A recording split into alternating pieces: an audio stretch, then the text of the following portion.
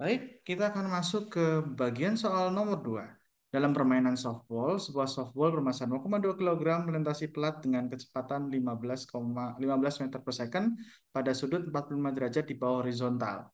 Lalu kemudian seorang atlet memukul bola tersebut, ya, kita konteksnya di sini bola tersebut ke arah lapangan tengah, lalu dia memberikan kecepatan 40 meter per second pada sudut 30 derajat di atas horizontal. Ya, di atas horizontal. Kita bisa lihat di sini, kita coba gambarkan bagaimana apa yang dialami oleh si bola ini, ya. Ya, kita coba gambarkan dulu, ya, ilustrasi yang terjadi pada kejadian ini. Jadi ceritanya mungkin di sini softball dilempar oleh pelempar gitu, ya. Dan dengan sudut di bawah horizontal. Jadi kalau kita bisa lihat sebelum dipukul, saya kasih keterangan I di sini. Bola itu, ya, misalkan di sini sumbu X, ya, sumbu X, ya, ini sumbu Y. Lalu bola dilempar dengan sudut, ya, di bawah horizontal, eh, ke arah pemukul gitu, ya, dengan sudut 45 derajat ke bawah, yang berarti artinya dia dilempar arahnya ke sana, ya. Ya, dia dilempar arahnya ke sana. Nah, ini gambar, jangan terlalu panjang. Ya, di sini adalah saya kasih VI lah, ya. Artinya dia bisa saya bongkar, dia ke arah atas, V VI Y gitu, ya. Lalu yang ke depan sini dia VIX gitu. Nah, dia bola dilempar ke sana, ya. Lalu setelah dipukul gitu, ya, si pemukul itu setelah dipukul atau F itu, bola itu ber, bergerak ke arah sudut 30 derajat di atas horizontal. Jadi kalau kita boleh gambarkan kira-kira setelah dipukul dia ke arahnya seperti ini, ya. F. Kemudian saya tuliskan dulu di sini. Ini X, ini Y, ya. Dimana artinya di sini adalah, ini saya hapus saja dulu, ya, sebentar, ya, biar tidak membingungkan. Di sini 45 derajat, ya, seperti pada soal. Yang di sini itu adalah 30 derajat, sehingga kita bisa bongkar. Di sini adalah VFX, yang ke atas ini adalah VFY, ya. Nah, di sini ceritanya yang membuat si bola ini gitu, ya, yang membuat si bola ini kemudian berbalik seperti ini itu adalah adanya pukulan. Jadi artinya kita bisa menentukan impuls yang diberikan oleh pemukul, ya. Impuls itu akan sama dengan perubahan momentum. Nah, perubahan momentum. Nah, tapi karena di sini momentumnya itu terdiri dari dua dimensi, maka kita perlu hitung perubahan momentum ke arah X dan perubahan momentum ke arah Y. Nah, jadi kalau kita bisa lihat, nah, dilihat dari gambar di sini, perubahan momentum ke arah X itu akan sama dengan momentum F yang X dikurangi dengan momentum I yang X juga. Jadi Anda bisa lihat di situ massa, ya, dikalikan dengan V Fx dikurangi dengan Vix, dan dengan mempertimbangkan arahnya, ya, di sini, ya. Anda bisa lihat X-nya itu arahnya untuk Vix itu arahnya ke kiri, Vfx itu arahnya ke kanan. Ya, artinya kalau kita bisa substitusi di sini, ini massa, kita masukin angkanya saja, bisa masukin angka dulu, ya. Vfx itu adalah Vf, ya, cos 30 derajat minus di sini, ya, saya kasih kurung minus Vi cos 45 derajat. Ya, Anda bisa lihat ini kenapa saya kasih minus, karena X-nya itu arahnya ke belakang. Awalnya ke belakang, dari sekarang ke kanan. Jadi bedanya akan ditambahkan 2 kali lipat, sehingga delta Px akan sama dengan M-nya itu adalah 0,2 kilogram,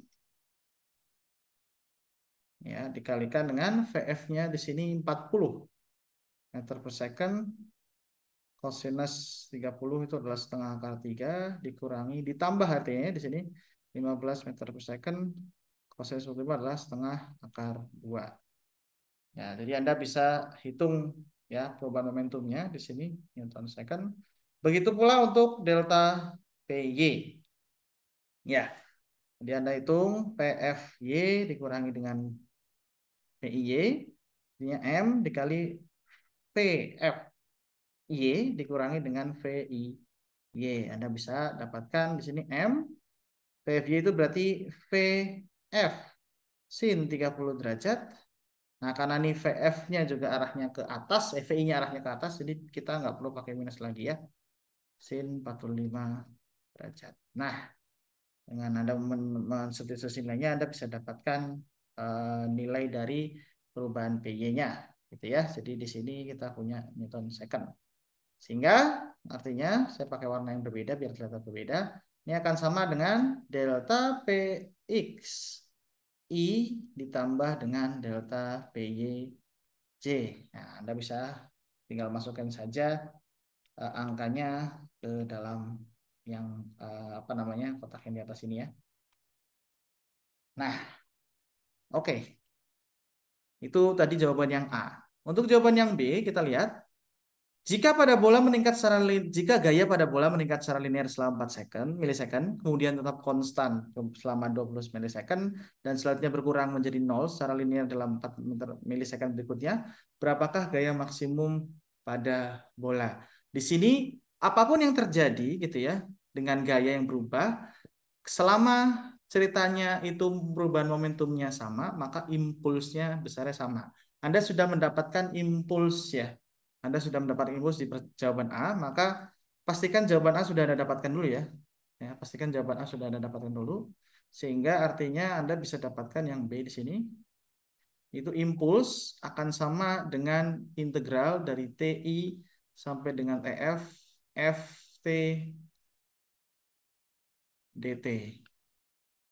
Ya, nah dengan jika gaya maks ya, kalau kita bisa lihat di sini ya, kalau kita gambarkan ya, kita bayangkan saja besar gayanya gitu ya.